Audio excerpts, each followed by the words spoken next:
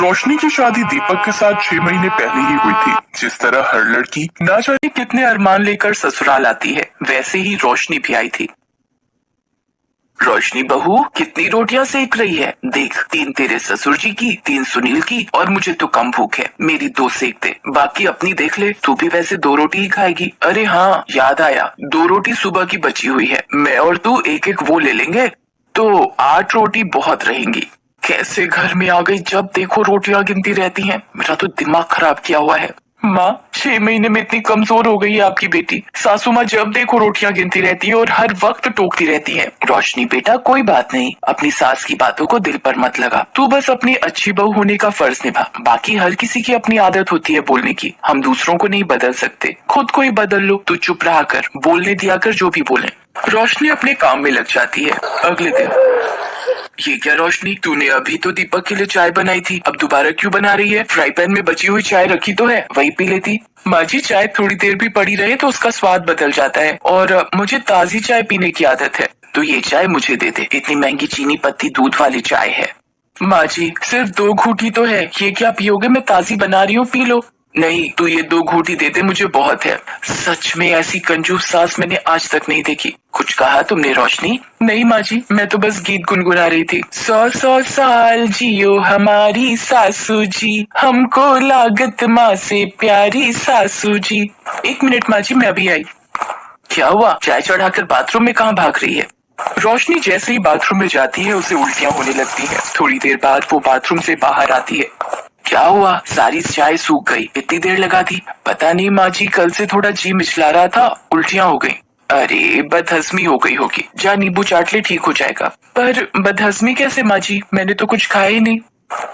रोशनी कमरे में आकर अपनी माँ को फोन लगाती है। माँ क्या करूँ फिर, आप ही बताओ, जाऊँ फिर डॉक्टर के पास या अभी रुक जाऊँ? 1 दिन और देख ले बेटा, नहीं तो एक काम कर, दीपक से प्रेगनेंसी टेस्ट करने वाली किट मंगवा लेना, हो सकता है तुझे दिन चढ़ गए हो। ठीक है माँ, कल तक देखती हूँ। रोशनी को शरीर में कमजोरी महसूस होने लगती है तभी। क्या बात है रोशनी, इतने छोले चावल किसके लिए बनाए थे जब खाने नहीं थे? ये लोग तो सुबह लंच ले गए, उसके बाद वैसे के वैसे ही पतीले रखे हैं, जब नहीं खाने थे तो बनाए क्यों? माँ जी मेरी तबीयत कुछ ठीक नहीं है, थोड़ी देर बाद खा लूंगी। अब रात को कुछ नहीं बनाना, यही पूरा हो जाएगा, समझी? कमला अपने कमरे में चली गई। रात में रोशनी ये कुकर में क्या बनाने की तैयारी है? छोले चावल रखे तो हैं, वही गर्म कर लेंगे। माँ जी मेरी तबीयत ठीक नहीं है, इसलिए थोड़ी सी धुली मूंग की दाल की खिचड़ी बना रही थी, छोले रात में भारी हो जाएंगे मुझे। ये सही है, 2 उल्टी आई नहीं कि ढीले पड़ जाओ, बस चौथाई मुट्ठी बना अपने लिए, हम तीनों तो सुबह वाले छोले चावल ही खा लेंगे, इतनी महंगाई है भाई। बेचारी रोशनी पहले ही तबीयत खराब से परेशान थी, ऊपर से कमला की कंजूसी। अगले दिन रोशनी को फिर उल्टियां होने लगती हैं। वो दीपक को बताती है, वो प्रेगनेंसी टेस्ट किट ले आता है। रोशनी चेक करती है। दीपक मैं माँ बनने वाली हूँ। क्या, ये तो बहुत ही खुशी की बात है रोशनी, मैं आज बहुत खुश हूँ। क्या तू माँ बनने वाली है? चल ठीक है, अब थोड़ी बचत करनी शुरू कर दे, आगे 2 से 3 हो जाओगे तो खर्चे बढ़ जाएंगे। माँ जी मैं दीपक के साथ डॉक्टर के पास होकर आती हूँ। अरे उसे क्यों परेशान कर रही है, उसे काम पर जाने दे, मेरे साथ चलना। दीपक काम पर चला जाता है। रोशनी कमला के साथ डॉक्टर के पास जाती है। मैंने रोशनी का चेकअप कर लिया है, सब कुछ ठीक है, बस अपने खान पान का ध्यान रखना और कोई भी चिंता फिक्र करने की जरूरत नहीं है। ये कुछ ताकत की दवाइयाँ और टॉनिक लेने हैं। कितनी फीस हुई डॉक्टर? जी 1500 रुपए। क्या 1500 रुपए? ये कुछ ज्यादा नहीं है, और दवाइयाँ अलग खरीदो। माँ जी अभी तो दो, घर जाकर सुना लेना।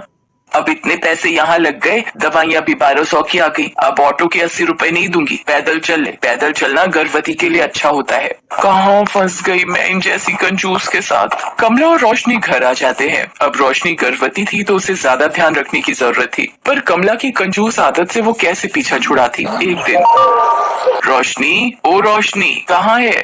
माँ जी बाहर हूँ, ये दशहरी आम वाला भैया आया हुआ है, वही ले रही हूँ। ओ भैया क्या भाव दे रहा है? अम्मा जी 70 रुपए किलो दिए हैं 2 किलो के, तुम 60 रुपए दे देना, बोनी का टाइम है। अरे क्या लूट मचा रखी है, औरतें देखकर भाव बढ़ा दिए, और ये आम तो है भी बिल्कुल बेकार पिलपिले से। पर माँ जी मेरा आम खाने का बहुत मन था। अच्छा तुझे आम खाना है, ये ले भैया 5 रुपए, ला एक आम दे दे। क्या अम्मा जी है इतनी कंजूसी, सिर्फ एक आम? तो क्या पूरा ठेला खरीद लूं? ला, मुफ्त में दे, काम देगा। बड़ा आया बात करता है, चल जा यहाँ से। रोशनी गुस्से में घर के भीतर आ जाती है और अपने कमरे में चली जाती है और सारी बात अपनी माँ को बताती है। अब तुम ही बताओ माँ, इतनी कंजूसी, वो भी आम खरीदने में। मेरा इतना मन था आम खाने का। कोई बात नहीं, तो दीपक को बोल देना, वो शाम को लेता आएगा। उसी शाम रोशनी के ससुर रोशनी के लिए कुछ सामान ला।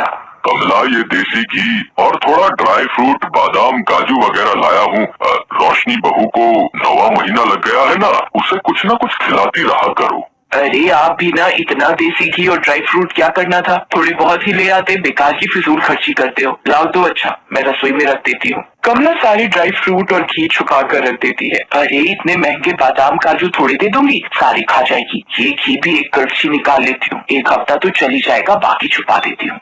रोशनी को कुछ समझ नहीं थी, माँ से वो इतनी बात फोन पर नहीं कर पाती थी। एक दिन, माँ जी पता नहीं मेरे हाथ पैरों में सूजन बढ़ती जा रही है, क्या मैं डॉक्टर को दिखाऊं? अरे ये छोटी छोटी बातों के लिए रोजाना डॉक्टर की फीस बनाते रहो। ये सूजन से कोई डरने वाली बात नहीं होती, ये तो गर्भावस्था में मामूली बात है। कमला के मना करने पर रोशनी होट के लिए भी नहीं चाहती। एक शाम, रोशनी क्या हुआ? आंखें खोलो रोशनी। माँ, बाबूजी जल्दी आओ, रोशनी बेहोश हो गई है। अरे बिस्तर पर लिटा दे, थोड़ा पानी के छींटे डाल, आ जाएगा होश। दीपक कोशिश करता है पर रोशनी होश में नहीं आती। वो रोशनी को हॉस्पिटल लेकर भागता है। डॉक्टर वहाँ रोशनी का चेकअप करती है।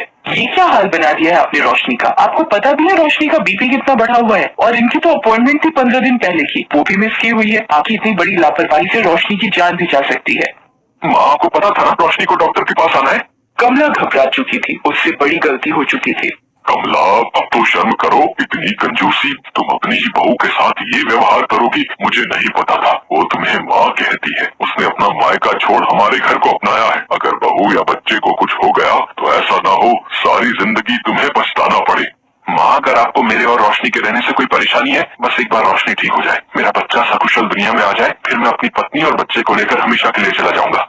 नहीं नहीं दीपक, मुझे माफ कर दे बेटा, मेरी आंखों पर कंजूसी की पट्टी बंधी थी, मैंने सही को गलत नहीं समझा। दीपक के पापा, आप भी मुझे माफ कर दो। मैं एक ऐसी सास हूँ जिसने अपनी ही बहू को मौत के मुंह में धकेल दिया। भगवान मुझे क्षमा कर दो। कमला रोने लगती है, तभी डॉक्टर आ जाती है। बधाई हो, बेटा हुआ है। माँ और बच्चा दोनों ठीक हैं। सब लोग बहुत खुश होते हैं। घर आने के कुछ दिन बाद दीपक रोशनी से कहीं और चलकर रहने के लिए कहता है, पर रोशनी मना कर देती है। दीपक, माँ जी को छोड़कर मैं कहीं नहीं जाऊंगी, वो मेरी माँ है, मैं उन्हें छोड़कर कहीं नहीं जाऊंगी। कमला ये सब सुन लेती है। रोशनी बहू, मुझे माफ कर दे, मैंने तेरे साथ इतना गलत किया, फिर भी आज तो मेरी परवाह कर रही है। नहीं माँ, माफी मत मांगो, बस अपना आशीर्वाद दो। उस दिन से कमला का व्यवहार सबके प्रति बहुत बदल जाता है, जिसको देखकर परिवार में सब बहुत खुश होते